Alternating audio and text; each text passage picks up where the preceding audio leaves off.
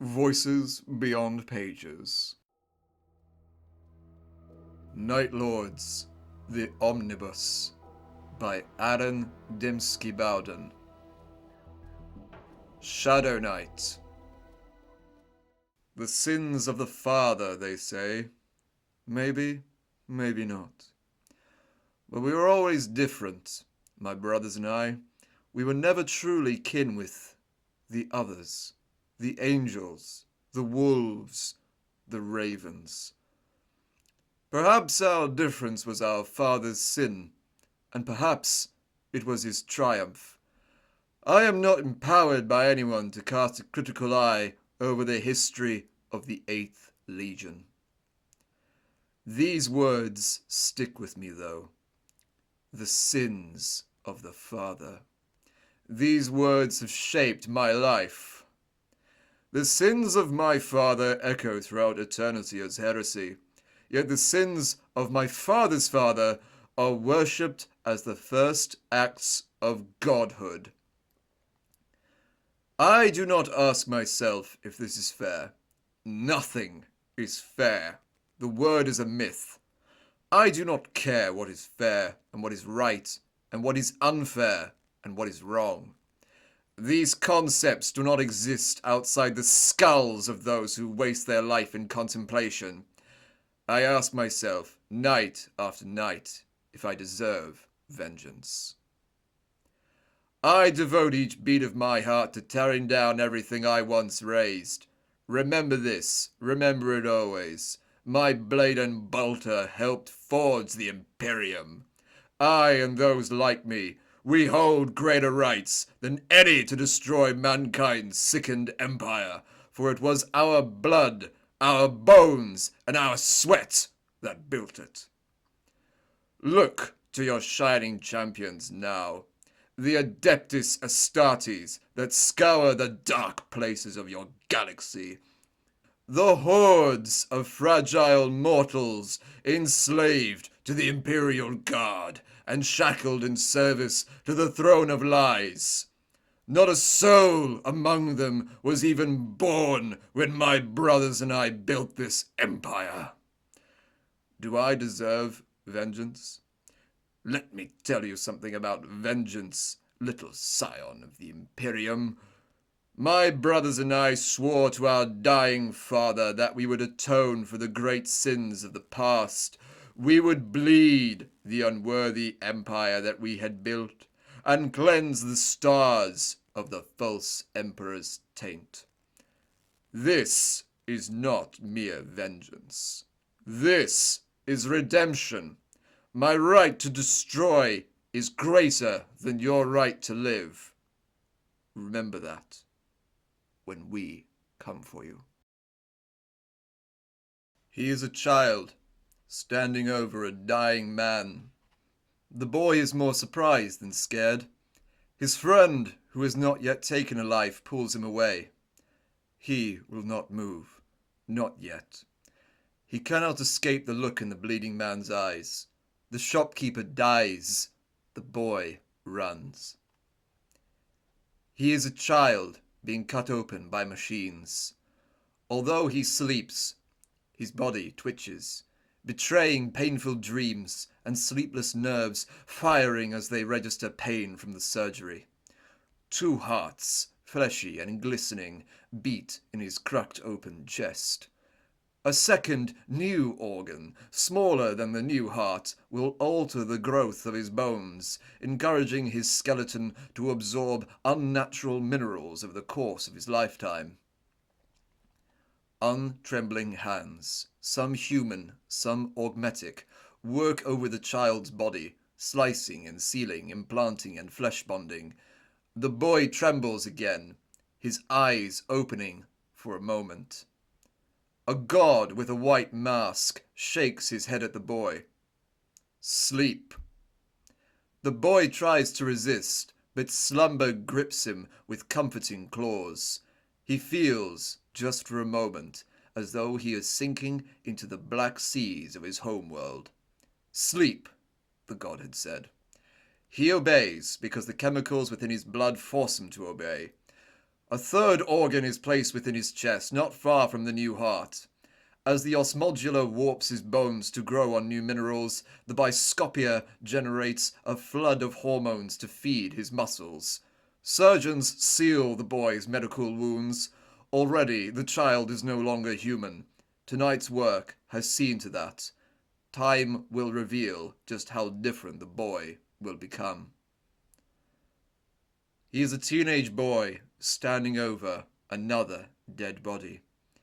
This corpse is not like the first.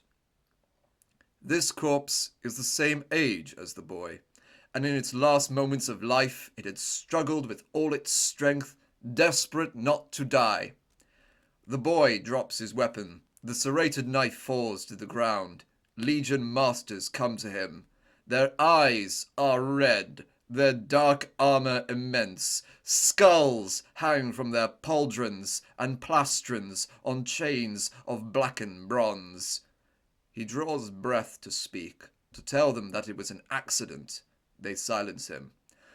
"Well done," they say, and they call him brother. He is a teenage boy, and the rifle is heavy in his hands. He watches for a long, long time. He has trained for this. He knows how to slow his heart, how to regulate his breathing, and the biological beats of his body until his entire form remains as still as a statue. Predator. Prey. His mind goes cold, his focus absolute. The mantra chanted internally becomes the only way to see the world. Predator. Prey. Hunter. Hunted. Nothing else matters. He squeezes the trigger. 1,000 meters away, a man dies. "Target eliminated," he says. He is a young man, sleeping on the same surgery table as before. In a slumber demanded by the chemicals flowing through his veins, he dreams once again of his first murder. In the waking world, needles and medical probes bore into the flesh of his back, injecting fluids directly into his spinal column. His slumbering body reacts to the invasion, coughing once. Acidic spit leaves his lips, hissing on the ground where it lands, eating into the tiled floor. When he awakens, hours later, he feels the sockets running down his spine, the scars, the metallic nodules. In a universe where no gods exist, he knows that this is the closest mortality can come to divinity. He is a young man, staring into his own eyes. He stands naked in a dark chamber, in a lined rank with a dozen other souls. Other initiates standing with him, also stripped of clothing, the marks of their surgeries fresh upon their pale skin. He barely notices them.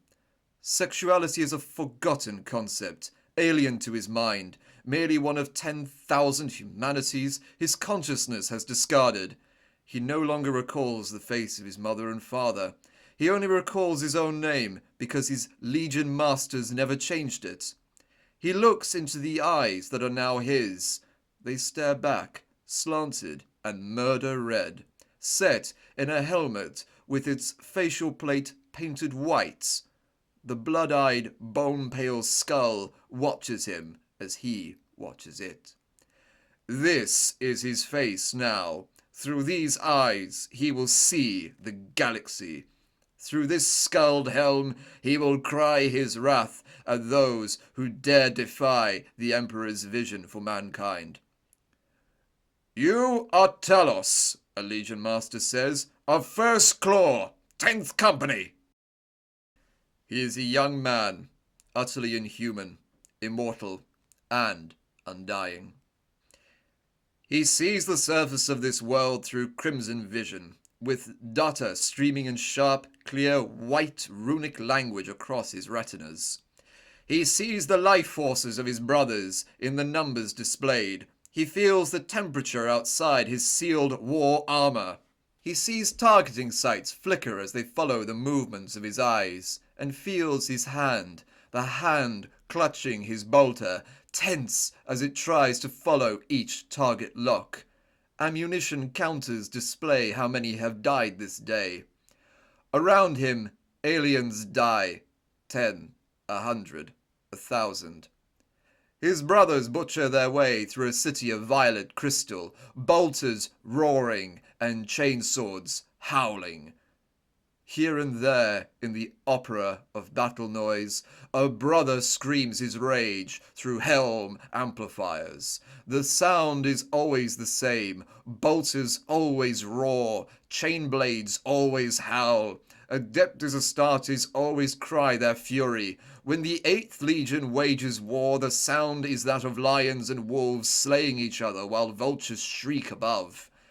He cries words that he will one day never shout again, words that will soon become ash on his tongue. Already he cries the words without thinking about them, without feeling them. For the Emperor. He is a young man awash in the blood of humans. He shouts words without the heart to feel them, declaring concepts of imperial justice and deserved vengeance. A man claws at his armor, begging and pleading. "We are loyal! We have surrendered!" The young man breaks the human's face with the butt of his bolter. Surrendering so late was a meaningless gesture. Their blood must run as an example, and the rest of the system's worlds would fall into line. Around him, the riot continues unabated. Soon his bolter is silenced, voiceless, with no shells to fire. Soon after that, his chainsaw dies, clogged with meat. The Night Lords resort to killing the humans with their bare hands, dark gauntlets, punching and strangling and crushing. At a timeless point in the melee, the voice of an ally comes over the vox. It is an imperial fist. Their legion watches from the board security of their landing site. "What are you doing?" the imperial fist demands. "Brothers, are you insane?" Talos does not answer. They do not deserve an answer. If the fists had brought this world into compliance themselves, the Night Lords would never have needed to come here. He is a young man watching his homeworld burn. He is a young man mourning a father soon to die. He is a traitor to everything he once held sacred. Stabbing lights lanced through the gloom. The salvage team moved slowly, neither patient nor impatient, but with the confident care of men with an arduous job to do and no deadline to meet. The team spread out across the chamber, overturning debris, examining the markings of weapons fire on the walls, their internal vox clicking as they spoke to one another. With the ship open to the void, each of the salvage team wore atmosphere suits against the airless cold.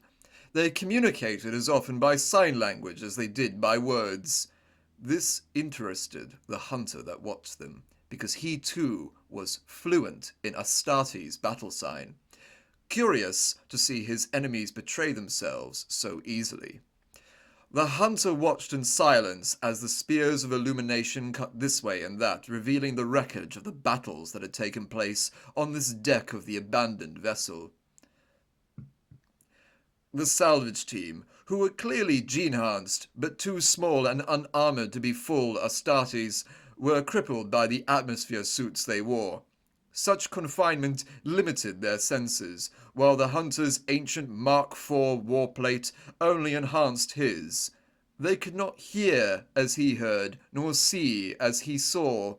That reduced their chances of survival from incredibly unlikely to absolutely none. Smiling at the thought, the hunter whispered to the machine spirit of his armor, a single word that enticed the warplate's soul with the knowledge that the hunt was beginning in earnest. Preysight. His vision blurred to the blue of the deepest oceans, decorated by supernova heat smears of moving, living beings. The hunter watched the team move on, separating into two teams, each of two men. This was going to be entertaining.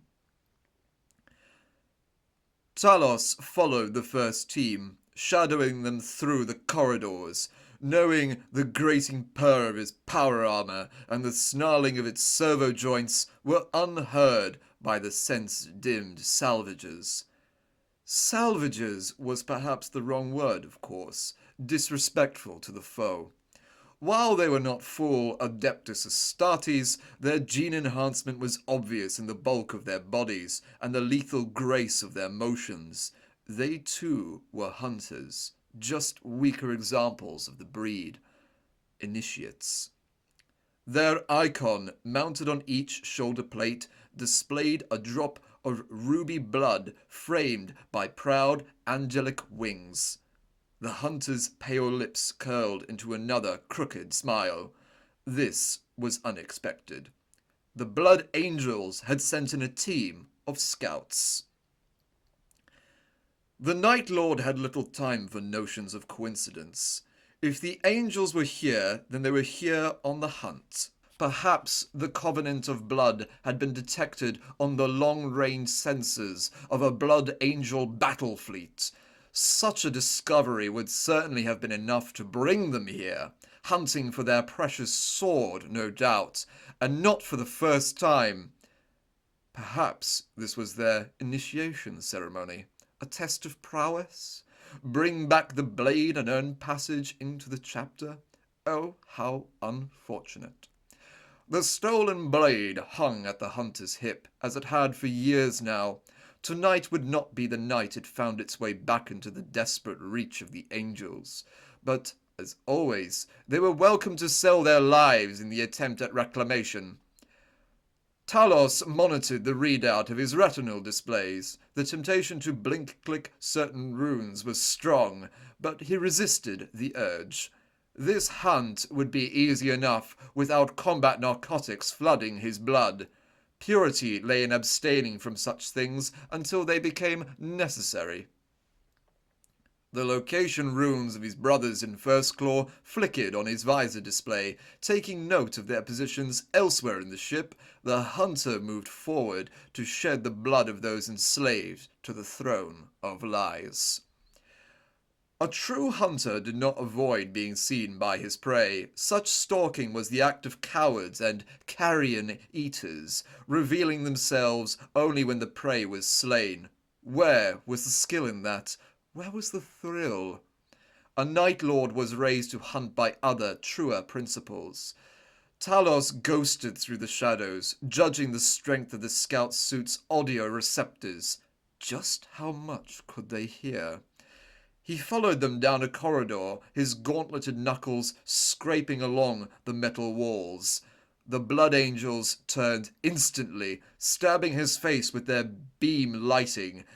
That almost worked. The hunter had to give it to them. These lesser hunters knew their prey. They knew they hunted Night Lords. For half a heartbeat, sunfire would have blazed across his vision, blinding him. Talos ignored the beams completely. He tracked by prey sight. Their tactics were meaningless. He was already gone when they opened fire, melting into the shadows of a side corridor. He caught them again 9 minutes later. This time he lay in wait after baiting a beautiful trap. The sword they came for was right in their path. It was called Aurum. Words barely did its craftsmanship justice. Forged when the Emperor's Great Crusade took its first steps into the stars, the blade was forged for one of the Blood Angel Legion's first heroes. It had come into Talos's possession centuries later, when he'd murdered Aurum's heir. It was almost amusing how often the sons of Sanguinius tried to reclaim the sword from him. It was much less amusing how often he had to kill his own brothers when they sought to take the blade from his dead hands. Avarice shattered all unity, even among Legion brothers. The scouts saw their chapter relic now, so long denied their grasp. The golden blade was embedded into the dark metal decking. Its angel-winged crosspiece turned to ivory under the harsh glare of their stabbing lights. An invitation to simply advance into the chamber and take it, but it was so obviously a trap. Yet, how could they resist? They did not resist. The initiates were alert, bolters high and panning fast, senses keen. The hunters saw their mouths moving as they voxed continuous updates to each other. Talos let go of the ceiling. He thudded to the deck behind one of the initiates, gauntlets snapping forward to clutch the scout. The other angel turned and fired. Talos laughed at the zeal in his eyes, at the tightness of his clenched teeth, as the initiate fired 3 bolts into the body of his brother. The Night Lord gripped the convulsing human shield against him, seeing the temperature gauge on his retinal display flicker as the dying initiate's blood hit sections of his warplate.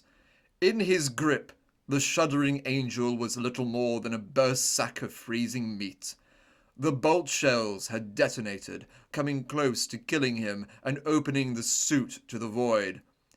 "Good shooting, Angel," Talos spoke through his helm's crackling voice speakers.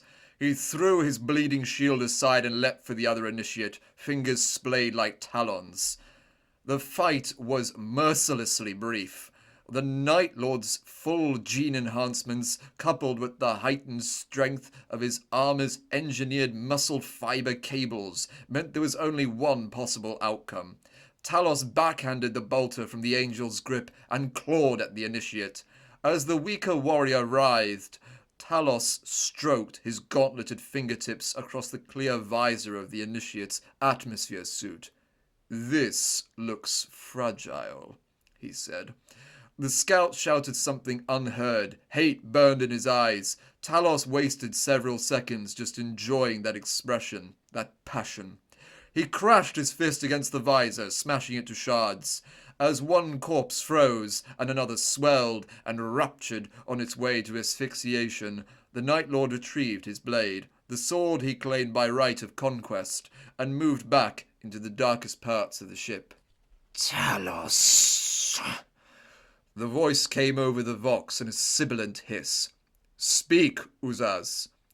"They sent initiates to hunt us, brother. I had to cancel my prey sight to make sure my eyes were seeing clearly. Initiates against us." "Spare me your indignation. What do you want?" Uzaz's reply was a low growl and a crackle of dead vox. Talos put it from his mind. He had long grown bored of Uzaz forever lamenting each time they met with insignificant prey. "Syrian!" he voxed. "Aye, Talos. Of course. Forgive me, I thought it'd be Uzaz with another rant. I hear your decks are crawling with angels. Epic glories to be earned in slaughtering their infants, eh?" Talos didn't quite sigh. "Are you almost done?" "This hulk is as hollow as Uzaz's head, brother. Negative on anything of worth. Not even a servitor to steal. I'm returning to the boarding pod now, unless you need help shooting the angel's children." Talos killed the voxlink as he stalked through the black corridor. This was fruitless. Time to leave, empty-handed and still desperately short on supplies. This piracy offended him now, as it always did, and as it always had since they'd been cut off from the Legion decades ago.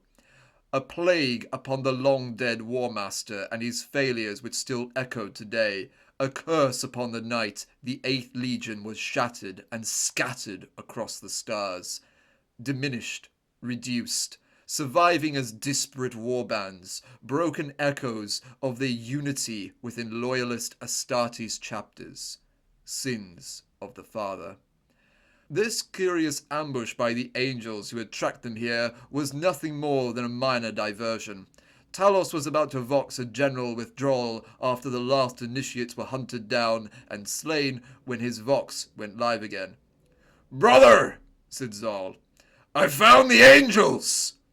"As have Uzaz and I. Kill them quickly and let's get back to the Covenant." "No, Talos!" Zal's voice was edged with anger. "Not initiates! The real angels!" The Night Lords of First Claw, 10th Company, came together like wolves in the wild. Stalking through the darkened chambers of the ship, the four Astartes met in the shadows, speaking over their vox-link, crouching with their weapons at the ready. In Talos' hands, the relic blade Aurum caught what little light remained, glinting as he moved. 5 of them. Zal spoke low, his voice edged with his suppressed eagerness. We can take 5. They stand bright and proud in a control chamber not far from our boarding pod. He racked his bolter. We can take 5, he repeated. They're just waiting, Syrian said. They must be expecting an honest fight. Uzaz snorted at that. This is your fault, you know, Syrian said with a chuckle, nodding at Talos. You and that damn sword. It keeps things interesting, Talos replied, and I cherish every curse that their chapter screams at me. He stopped speaking, narrowing his eyes for a moment. Syrian's skull helm blurred before him, as did Zal's. The sound of distant bolter fire echoed in his ears, not distorted by the faint crackle of helm-filtered noise. Not a true sound, not a real memory, something akin to both. I have a... Talos blinked to clear his fading vision. Shadows of vast things darkened his sight. Have a plan? Brother, Syrian asked. Talos shivered once, his servo joints snarling at the shaking movement. Magnetically clasped to his thigh, his bolter didn't fall to the decking, but the golden blade did. It clattered to the steel floor with a clang. Talos? Zal asked. No, Uzaz growled. Not now. Talos' head jerked once, as if his armor had sent an electrical pulse through his spine, and he crashed to the ground in a crash of warplate on metal. The guard machines of Christ, he murmured. They have killed the sun. A moment later, he started screaming. The others had to cut Talos out of the squad's internal vox link. His screams drowned out all other speech. We can take 5 of them, Zal said. 3 of us remain. We can take 5 angels. Almost certainly, Syrian agreed. And if they summon squads of their initiates? Then we slaughter 5 of them and their initiates. Uzaz cut in. We were slaying our way across the stars 10,000 years before they were even born. Yes, while that's a wonderful parable, I don't need rousing rhetoric, Syrian said. I need a plan. We hunt! Uzaz and Zal said at once. We kill them! Zal added. We feast on their gene seed. If this were an award ceremony for fervency and zeal, once again you'd both be collapsing under the weight of your medals. But you want to launch an assault on their position while we drag Talos with us? I think the scraping of his armor over the floor will rather kill the element of stealth, brothers. Guard him, Syrian, Zal said. Uzaz and I will take the angels. 2 against 5? Syrian's red-eye lenses didn't quite fix upon his brothers. Those are poor odds, Zal. Then we will finally be rid of each other, Zal grunted. Besides, we've had worse. That was true, at least. Aware Dominus Nox, Syrian said. Hunt well and hunt fast. Aware Dominus Nox, the other two replied. Syrian listened for a while to his brother's screams. It was difficult to make any sense from the stream of shouted words. This came as no surprise. Syrian had heard Talos suffering in the grip of this affliction many times before. As gene gifts went, it was barely a blessing. Sins of the father, he thought, watching Talos's inert armor, listening to the cries of death to come. How they are reflected within the sun. According to Syrian's retinal chrono display, 1 hour and 16 minutes had passed when he heard the explosion. The decking shuddered under his boots. Zal! Uzaz! Static was the only answer. Great. When Uzaz's voice finally broke over the vox after 2 hours, it was weak and coloured by his characteristic bitterness. Syrian, it's done. Drag the prophet. You sound like you got shot. Syrian resisted the urge to smile in case they heard it in his words. He did, Zal said. We're on our way back. What was that detonation? Plasma cannon. You're joking. Not even for a second. I have no idea why they brought one of those to a fight in a ship's innards, but the coolant feed's made for a ripe target. Syrian blink-clicked a rune by Sal's identification symbol. It opened a private channel between the two of them. Who hit Uzaz? An initiate, from behind, with a sniper rifle. Syrian immediately closed the link so no one would hear him laughing.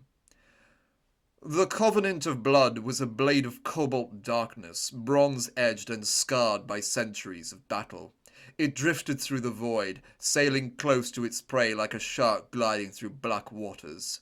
The incoming soul was a Gladius-class frigate, with a long and proud history of victories in the name of the Blood Angels chapter, and before it, the 9th Legion.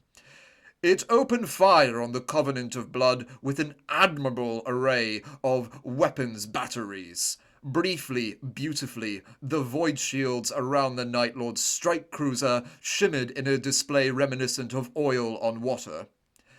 The Covenant of Blood returned fire. Within a minute, the blade-like ship was sailing through void debris, its lances cooling from their monumental fury. The incoming soul, what little chunks of it were left, clanked and sparked off the large cruiser's void shields as it passed through the expanding cloud of wreckage. Another ship, this one stricken and dead in space, soon fell under the Covenant's shadow. The strike cruiser obscured the sun, pulling in close, ready to receive its boarding pod once again. First Claw had been away for 7 hours investigating the hulk. Their mothership had come hunting for them. Bulkhead seals hissed as the reinforced doors opened on loud, grinding hinges. Zal and Syrian carried Talos into the Covenant's deployment bay. Uzaz walked behind them, a staggering limp marring his gait. His spine was on fire from the sniper's solid slug that still lodged there. Worse, his gene-enhanced healing had sealed and clotted the wound. He'd need surgery, or more likely, a knife and a mirror, to tear the damn thing out. One of the Atramentar, elite guard of the Exalted, stood in its hulking Terminator warplate. His skull-painted, tusked helm stared impassively. Trophy racks adorned his back, each one impaled with several helms from a number of loyalist Astartes chapters, a history of bloodshed and betrayal, proudly displayed for his brothers to see. It nodded to Talos's prone form. "The Soul Hunter is wounded?" the Terminator asked, its voice a deep rumbling growl. "No," Syrian said. "Inform the Exalted at once. His prophet is suffering another vision."